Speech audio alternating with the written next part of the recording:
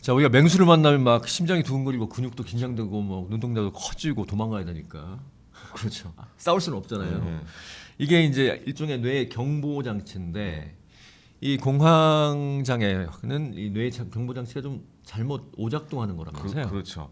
우리가 이제 몸에도 알람이 있어요. 그래가지고 사실은 이제 진짜 위험할 때 알람을 울려줘야지 우리가 빨리 도망을 가든지 아니면 뭐 예를 들어 가지고 권투 선수 같은 경우는 싸워야 되지 않습니까? 그러면 그래서 적당하게 싸워야 될지 피해야 될지를 알려주는 알람이 있는데 이 알람이 겁이 많아진 거예요. 한번 어렸을 때부터 뭐 좀 힘든 게 있었다든지 아니면은 공황 발작을 한번 겪고 난 다음에 이거 알람이 잘못 작동을 하게 되는 거죠. 우리도 보면은 왜 불이 안 났는데 갑자기 그 소방 그게 막 알람이 막 울리지 않습니까? 네. 그래서 그거는 되게 이제 불이 나는 거를 이렇게 예민하게 디텍트 하라고 이제 나온 건데 대비하기 위해서. 그렇죠. 근데 이게 그렇게 울리게 되는 거예요. 불이 안 났는데 알람이 막 울리게 되는 게서 계속 알람이 잘못 울리게 돼서 우리가 잘못된 알람 시스템이 작동한 게 공황장애의 병이다 이렇게 얘기를 많이 했죠. 너무 민감한 거군요. 그러니까 그렇죠. 꼭 필요할 때만 네, 울려야 되는데 그 경보 장치가 없는 사람들은 다 돌아가셨거든요. 유전적으로. 맞아요. 그렇잖아요. 네, 우리가 옛날에 편도체, 네, 그렇죠. 공포를 네. 그걸 감정. 없앴더니 아니 쥐군요. 어, 쥐에서 그걸 다 없앴더니 고양이한테 다 먹혔다고 네, 하는데 맞아요. 이게 이제 너무 또 민감해서 문제가 생기는 건데 보통 공황장애는 이제 스트레스와 큰 연관이 있다 얘기를 많이 하잖아요. 그렇죠. 스트레스가 분명히 공황장애를 잘 일으킵니까? 제가 한 1,000명 정도 공황장애 환자 스트레스를 좀 측정을 해봤어요. 그랬더니 스트레스가 제일 많은 게 누가 돌아가신 겁니다. 상실. 네, 상실. 그리고 누구랑 이별. 뭐 예를 들어서 뭐 염을 하는 걸 보게 된다든지 아니면은 그분이 되게 안 좋은 모습을 보게 되는 거예요.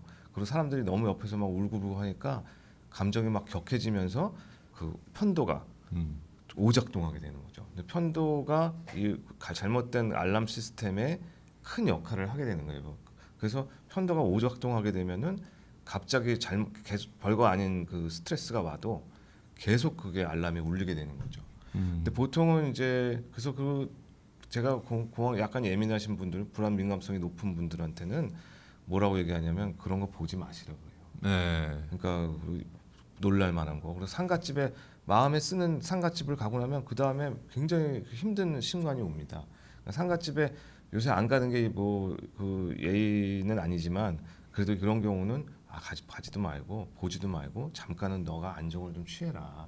이런 식으로 얘기하면 그나마 좀 도움이 되는 경우가 있고 보호자들한테도 그런 걸 좀 설명을 해줘요. 이분은 그런 거에 좀 예민하신 분이기 때문에 그런 걸 갖다가 꼭 우리가 강압적으로 가라고 얘기하지 말아라. 근데 그런 잘못된 오작동이 일어날 수 있기 때문에 그렇게 얘기를 한 겁니다. 이제 이별이나 상실, 뭐 이혼이나 이런 것도 그렇죠. 들어가겠네요. 그렇죠. 그런데 이제 이런 것들이 뭐 계속 일어나면 안 되지만 이런 스트레스가 비슷한 상황들이 올 수 있잖아요. 그럼요. 일어날 그거에 수밖에 취약한 분이라면 그러면 말씀하신 대로 그쪽 장소를 좀 피하는 게 있을 거고 없죠. 예. 또 공황이 일어날 수가 있으니까 또 재발을 막으려면 어떤 태도를 갖는 게 좋을까요? 약 같은 거를 잘 챙겨 먹으시는 게 중요한 게 이게 아까 얘기한 대로 잘못된 알람은 편도의 장애니까 편도가 이렇게 과활성화돼 있는 경우가 많거든요. 우리가 뇌를 찍어가지고 공황장애 중에 잘 낫는 사람들은 이 편도가 과활성화돼 있질 않아요. 그러니까 편도라는 게 감정의 중추인데 예, 불안의 중추, 불안의 중추. 공황의 중추인데 그게 활성화가 많이 돼 있고 딴 데랑 연결이 엄청나게 많이 돼 있습니다. 그러니까 그거를 좀 감소시켜 놓으면은 약을 잘 먹으면 감소가 쫙 되는데 그게 아니고 약을 먹어도 그게 잘 안 될 만하게 너무 세게 돼 있는 분들은 이런 경우 이제 그런 걸 피해야죠. 그러니까 사실은 그 회피가 좀 증가되는 행동 아니냐 이렇게 얘기할 수도 있는데 이게 유지를 잘해서 자신감을 갖게 하는 게 더 처음엔 초기에는 중요한 치료이기 때문에 적당히 어느 정도의 내가 두렵고 불안하고 이러면 굳이 갈 필요는 없다. 네. 자꾸 이제 보거나 느끼게 되고 하지 않는 것이 좋다.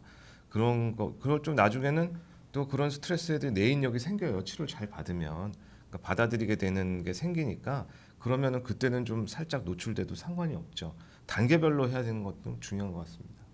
근데 이제 극심한 스트레스가 있다고 그래서 누구나 공황 발작이나 공황 장애가 생기는 건 아니지 않습니까? 그렇죠. 네. 어떤 사람이 공황 장애가 생길 가능성이 큰가요? 이게 체질적인 요소도 혹시 있을까요? 유전도 그럼요. 있습니까? 네. 저번 우울증에서도 잠깐 얘기했지만 이거 신경증적인 것도 있는 사람도 있고요. 그러니까 신경증이라는 건 민감한 사람들.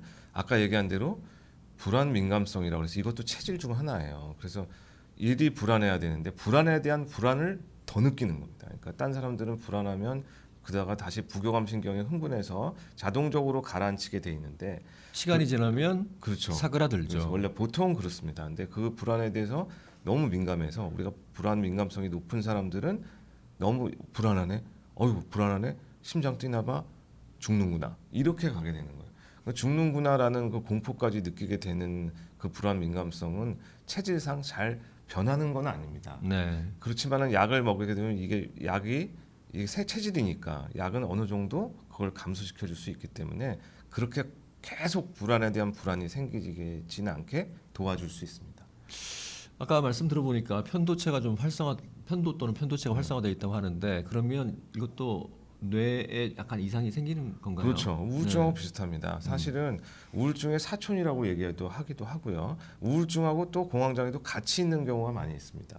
그러니까 실제로 우울증하고 옆에 이제 질환이라고 볼 수 있는데 편도가 그 우울증은 이 기운이 없고 너무 또 떨어져 있기도 하고 너무 또 흥분해서 왔다 갔다 하는 질환이라고 한다면 이거는 갑자기 그냥 발작이 오듯이 확 올라간다고 해서 우리 경련, 간질, 뭐 우리 뇌전증이라고 얘기하는 그런 식의 장애가 나타나는 게 공황장애라고 볼 수 있죠. 그러니까 거기에 대한 거를 우리가 그래서 약 중에 항불안제 중에 하나는 우리가 항간 경련제, 네. 그 리보트릴이라고 하는 그런 약을 쓰게 되는 이유 중 하나가 이거는 약간 발작적 차원이다라고 생각하기 때문에 그래서 그 항우울제뿐만 아니라 그런 리보트릴 같은 우리 클로나제팜이라고 합니다. 성분명으로 그런 약을 쓰는 게 굉장히 중요하죠. 네.